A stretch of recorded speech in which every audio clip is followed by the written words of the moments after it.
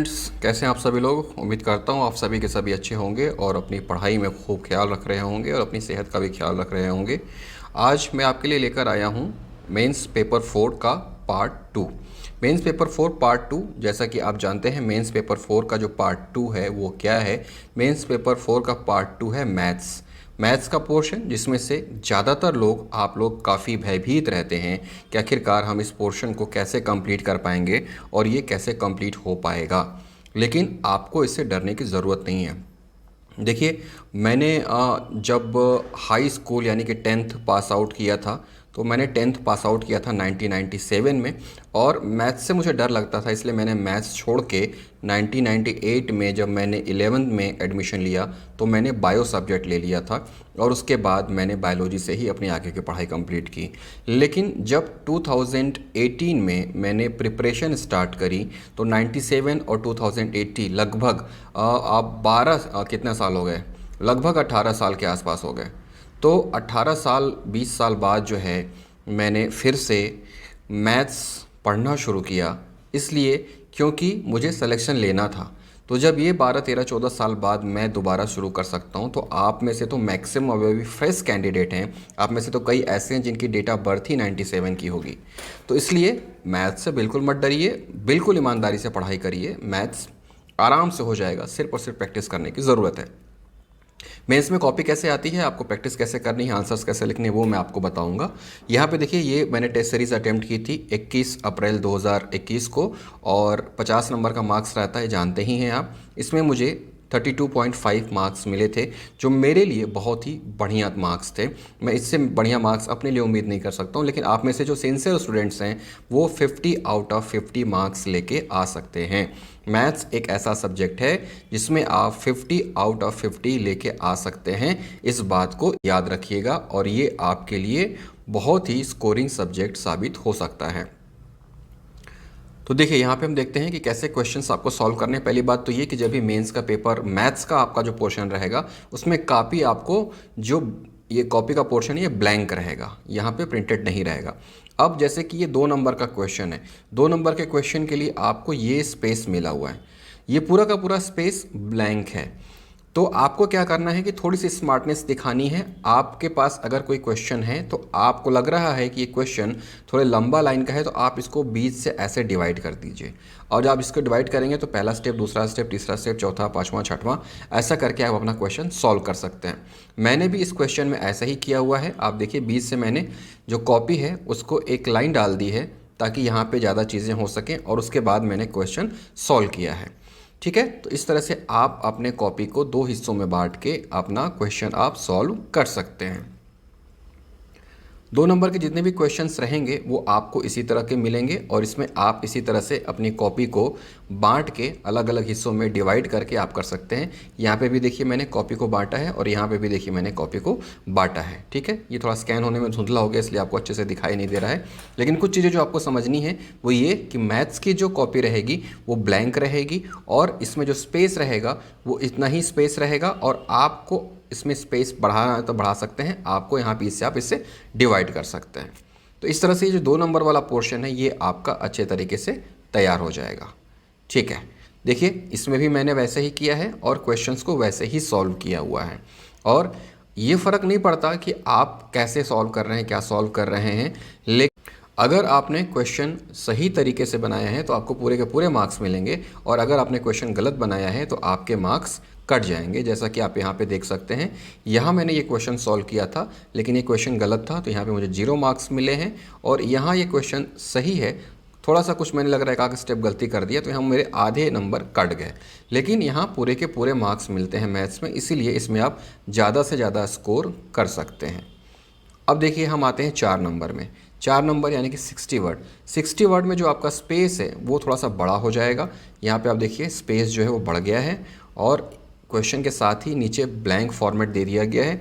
ये भी क्वेश्चन, अब हम इस मैथ्स के क्वेश्चन को अगर ऐसे लेके चलेंगे तो हमारे पास स्पेस कम पड़ जाएगा, इसलिए हमको ऐसे लेके नहीं चलना है, बल्कि हमको क्या करना है, हमको यहाँ से बीच से कॉपी बांट देनी है, फिर यहाँ पे आप सॉल्व कीजिए और उसके बाद यहाँ सॉल्व कीजिए, तो फिर हमारे पास पर्याप्त स्पेस बच जाता है और हम इजीली उसका आंसर दे पाते हैं, जैसा कि मैंने यहाँ पे किया। मैंने स्टेप बाय स्टेप यहाँ पे सॉल्व किया, स्टेप बाय स्टेप सॉल्व किया, उसके बाद यहाँ आया, फिर उसके बाद यहाँ पे आया, यहाँ पे आया, यहाँ पे आया और यहाँ मेरा आंसर आ गया। तो इस तरह से आप इस क्वेश्चन को सॉल्व कर सकते हैं, इससे आपको एक आइडिया मिल जाएगा। ठीक है, 4 नंबर के क्वेश्चन में बाकी में भी देखिए मैंने ऐसा ही किया हुआ है।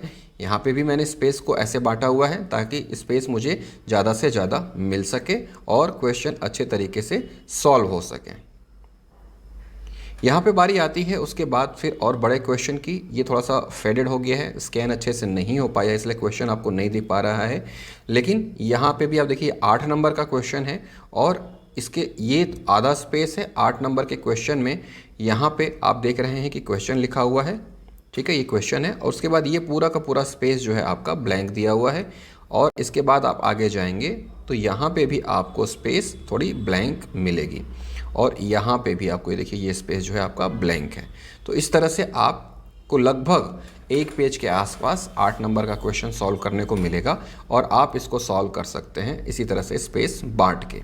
ठीक है, अगर आपने पूरा ठीक किया है तो आपको पूरे के पूरे नंबर मिलेंगे।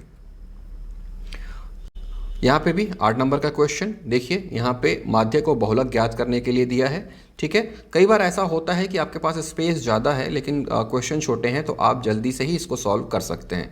यहाँ पे मैंने इसको सॉल्व किया है। ठीक है, 2 क्वेश्चन है यहाँ पे, याद रखिएगा, माध्यक भी है, माध्यक और बहुलक दोनों हैं। तो सबसे पहले यहाँ पे माध्यक निकल गया इसलिए आंसर यहीं पर आ गया और इसके बाद जब हम बहुलक निकालेंगे तो दूसरे पेज पर आएंगे तो यहाँ पर ये बहुलक भी निकल गया है और दोनों आंसर आ गए हैं। और यहाँ पे जब आप सॉल्व कर लेंगे तो आपको फुल मार्क्स मिलेंगे, इसमें नंबर नहीं कटते हैं।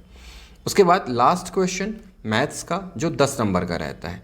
10 नंबर में देखिए यहाँ पे क्वेश्चन है, ये पोर्शन देखिए, यहाँ पे क्वेश्चन है और क्वेश्चन के बाद फिर ये पूरा का पूरा स्पेस ब्लैंक है। ठीक है, अब आपको एग्ज़ाम हॉल में इमीडिएट ये देखना है कि जितने स्पेस दिए हुए हैं उस स्पेस में क्या आप इस क्वेश्चन को सॉल्व कर पाओगे कि नहीं। अब देखो यहाँ पे ये पूरा का पूरा स्पेस है, ठीक है, और उसके बाद यहाँ पे ये स्पेस है, तो लगभग एक पेज के आसपास का स्पेस आपके पास रहेगा जिसमें आपको ये 10 नंबर का क्वेश्चन सॉल्व करना है। तो जब मैंने क्वेश्चन पढ़ा तो मुझे समझ में आ गया कि मुझे इसके लिए अलग से बीच में डिवाइड करने की ज़रूरत नहीं है, इतने में ही मेरा काम हो जाएगा। तो स्टार्टिंग में मैंने ये सारी चीज़ें किया। और जब आप लिखें, जब इस तरह के क्वेश्चन सॉल्व करें तो आप यहाँ पे ज़रूर लिखें कि माना वह राशि x रुपए है या जो भी है, तो इस तरह से, और ये सारी चीज़ें डालना ज़रूरी है प्रश्नानुसार, यानी कि प्रश्न में क्या दिया हुआ है। ठीक है, अकॉर्डिंग टू क्वेश्चन अगर आप इंग्लिश में करते हैं तो इन सारी चीज़ों को आपको डिनोट करना है ताकि एग्जामिनर को पता रहे कि ये चीज़ें आपको पहले से ही दी हुई हैं। फिर जब आपने 1-2 इक्वेशन सॉल्व कर लिया तो फिर डाला प्रश्नानुसार, यहाँ पे आपने इक्वेशन बनाया और इक्वेशन को फिर आप धीरे धीरे शांत सॉल्व करते चले गए। यहाँ पे देखिए मैंने 2 स्टेप गड़बड़ कर दिए।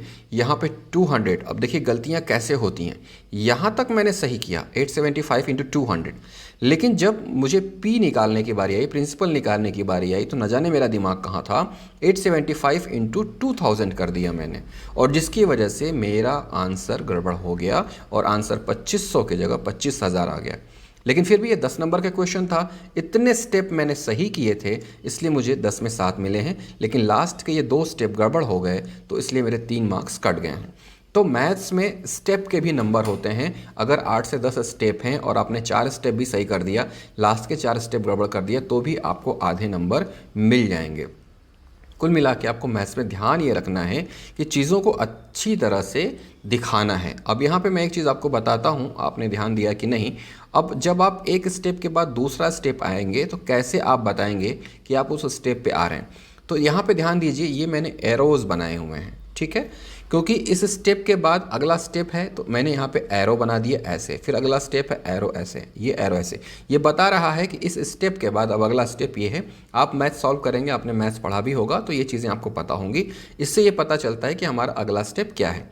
ठीक है, यहाँ पे ये चीज़ें यहाँ भर गई थी, मुझे इसका आंसर भी लिखना था, इसलिए मैंने यहाँ पे छोटी सी लाइन डाली और आंसर लास्ट में मैंने यहाँ लिख दिया। तो इस तरह की चीज़ें आप अपनी कॉपी में कर सकते हैं।